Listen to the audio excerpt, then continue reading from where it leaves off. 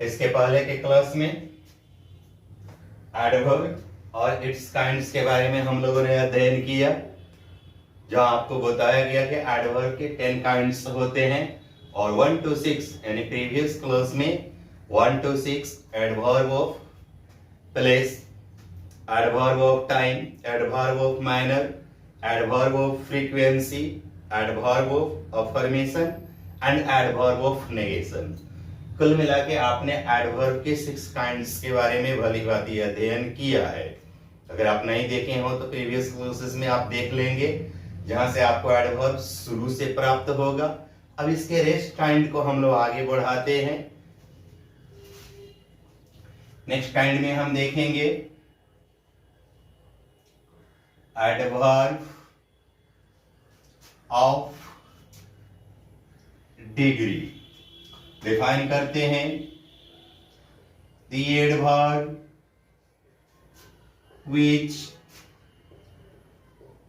shows or denotes the degree of an action or adjective is called adverb of degree. Adverb of degree एक ऐसा adverb है जो किसी action और adjective के डिग्री को, माप को, यानी मात्रा का बोध कराता है। यानी कोई एक्शन अगर होता है तो कितनी मात्रा में होता है, अगर किसी व्यक्ति में कोई गुण है, अवगुण है, मेरिट और डिमेरिट है, तो उसकी माप पैमाना क्या है। जिस वर्ड से आप इसके बारे में डिस्कस करते हैं उन्हें एडवर्ब ऑफ डिग्री के नाम से जाना जाता है। तो एग्जांपल को यहां देखते हैं। एज, फेरी, मच, टू,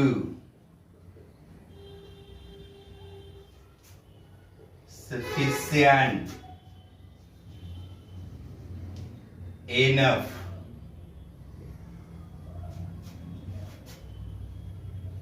इत्यादि। अब ये सब कुछ ऐसे टर्म है जो किसी एडजेक्टिव के पहले, एक्शन के बाद यूज किए जाते हैं और यहां से एडजेक्टिव और एक्शन के मात्रा का बोध होता है।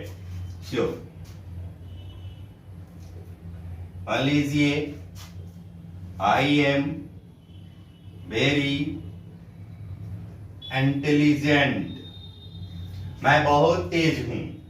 कितना तेज हूं? बहुत तेज हूं। यहाँ पे इंटेलिजेंट जो है ना एक एडजेक्टिव है और वेरी जो है ना इसके मात्रा को बताता है, तो इसे हम एडवर्ब ऑफ डिग्री बोलते हैं। जैसे ही eats much, वह बहुत खाता है, वह खाता है, एक एक्शन हो गया। कितना खाता है? बहुत, तो यह एडवर्ब कहलाता है। जैसे Ram is too fat, Ram जितना होना चाहिए उससे अधिक मोटा है।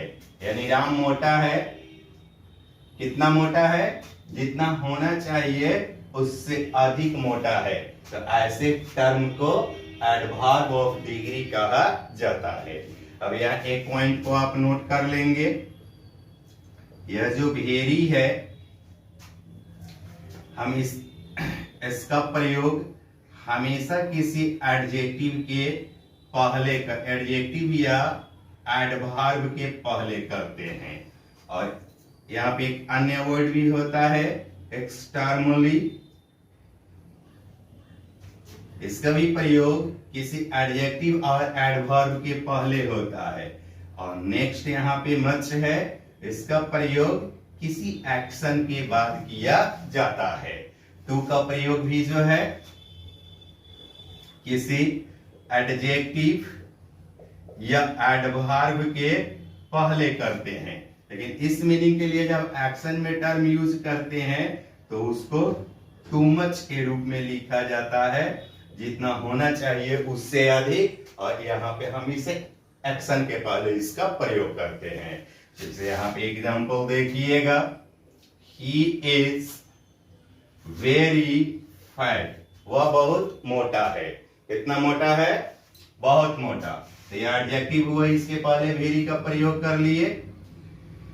ही ईट्स मच, वह बहुत खाता है। कितना खाता है? बहुत खाता है। क्योंकि यह एक्शन है तो इसके लिए हम मच का प्रयोग करते हैं। अब इस मच के साथ भी एक नोट पॉइंट को आप देखेंगे,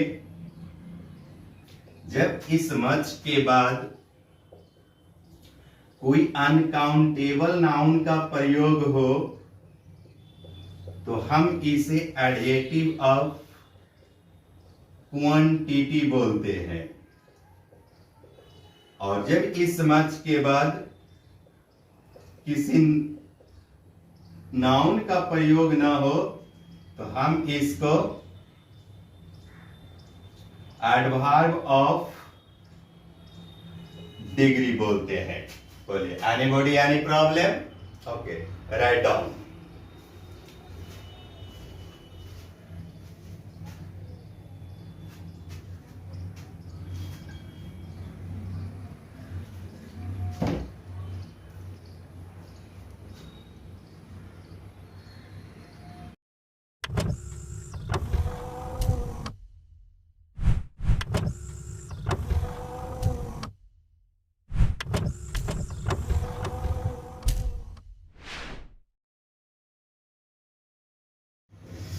हम लोगों ने अब तक एडवर्ब के 7 काइंड के बारे में देखा। अभी हमने देखा एडवर्ब ऑफ डिग्री। अब इसके आगे हम नेक्स्ट काइंड को देखते हैं।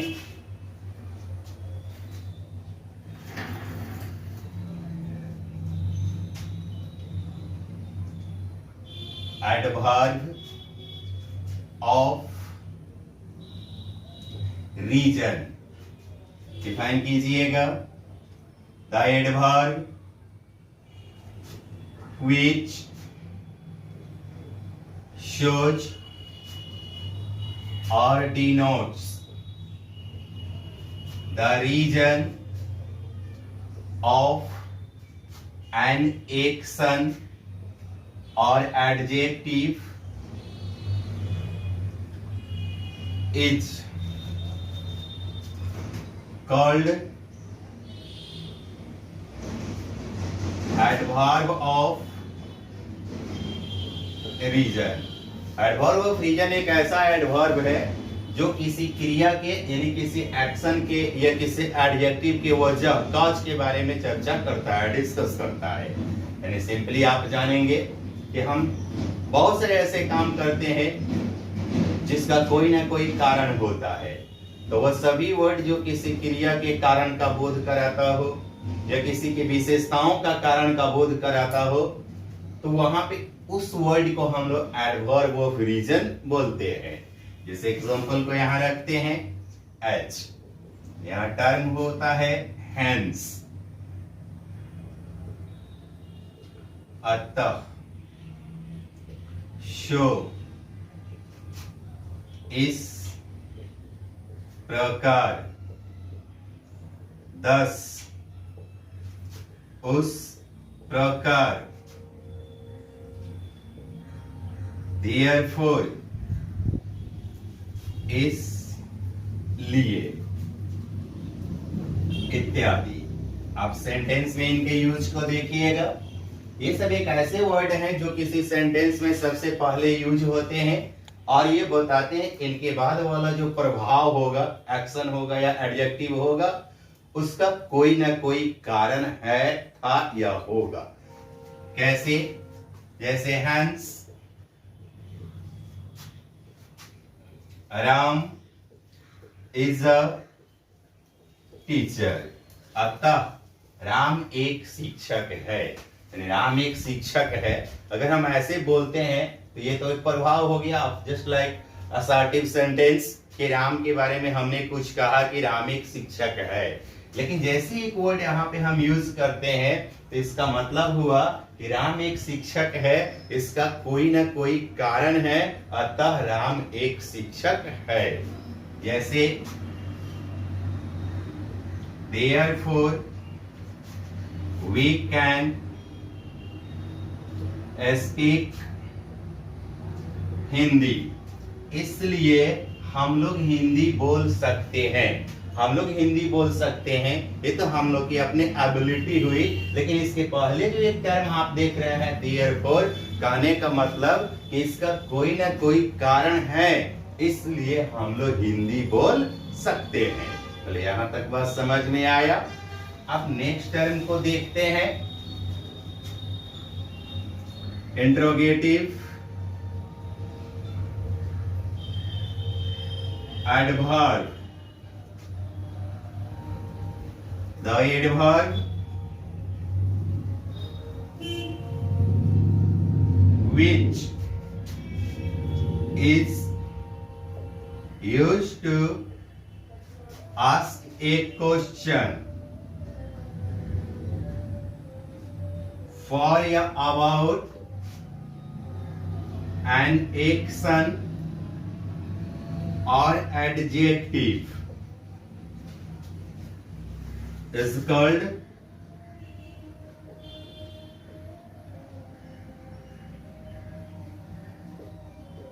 Interrogative adverb. वह एडवर्ब जिसका प्रयोग करके हम किसी एक्शन के लिए या एडजेक्टिव के लिए प्रश्न पूछते हैं, उन्हें इंट्रोगेटिव एडवर्ब कहा जाता है। यानी इंट्रोगेटिव एडवर्ब का संबंध प्रश्न से, यानी प्रश्न पूछने के लिए कुछ ऐसे टर्म्स हैं, जैसे यहां देखते हैं एज, व्हेन, कब, वेयर, कहां, वाई, क्यों, हाउ, कैसे, हाउ मच, कितना,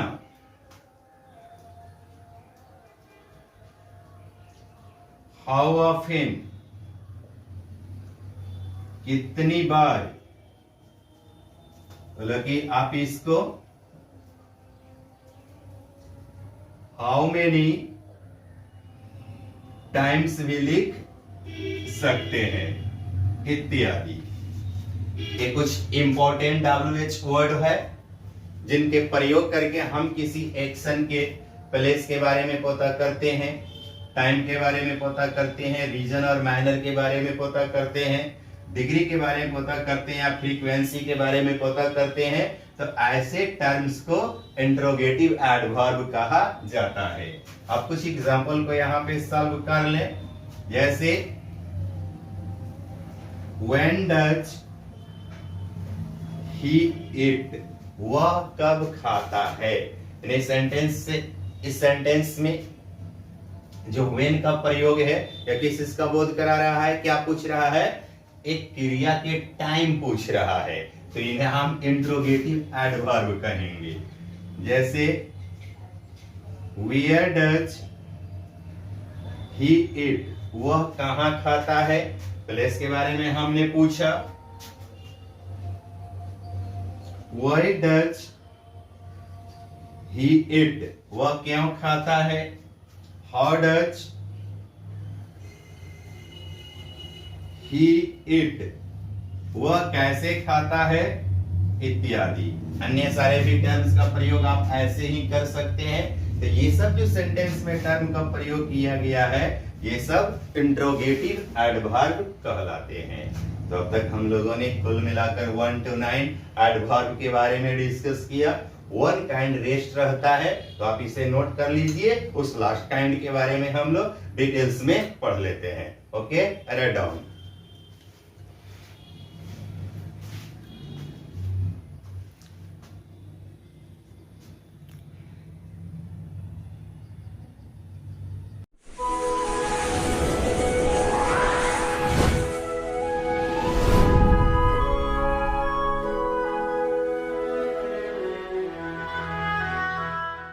यहां तक हम लोगों ने एडवर्ब के बारे में समझ लिया। अब नेक्स्ट को देखेंगे। आप इन्हें बोलते हैं relative adverb. The adverb which joins two or more than two sentences and says about the says, आप इसको ऐसे लिख लेंगे, and shows the place, time, manner, reason, degree, frequency of the action of principal,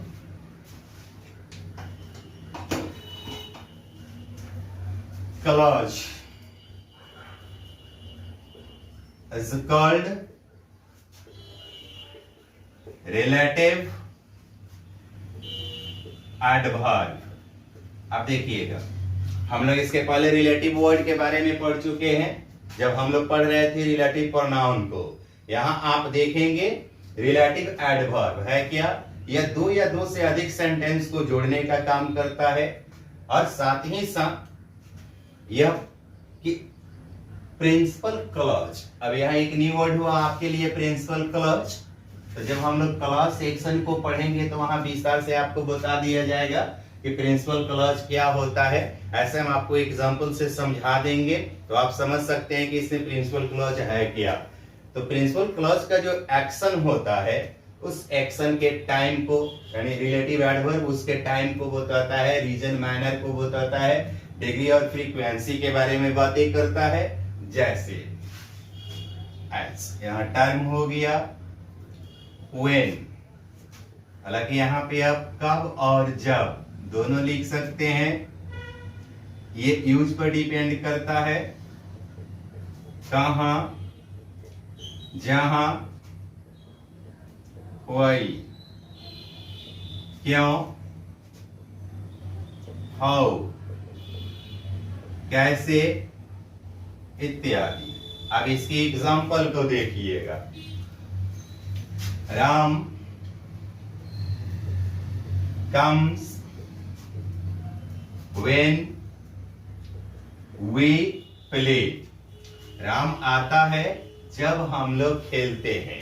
तो यहाँ दो sentence हुआ, sentence के दो पार्ट हुआ, इस पार्ट को प्रिंसिपल क्लॉज बोला जाता है। यानी कि जब भी दो सेंटेंस को हम रिलेटिव एडवर्ब से जोड़ेंगे तो दोनों पार्ट अपने आप में क्लॉज कहलाएगा।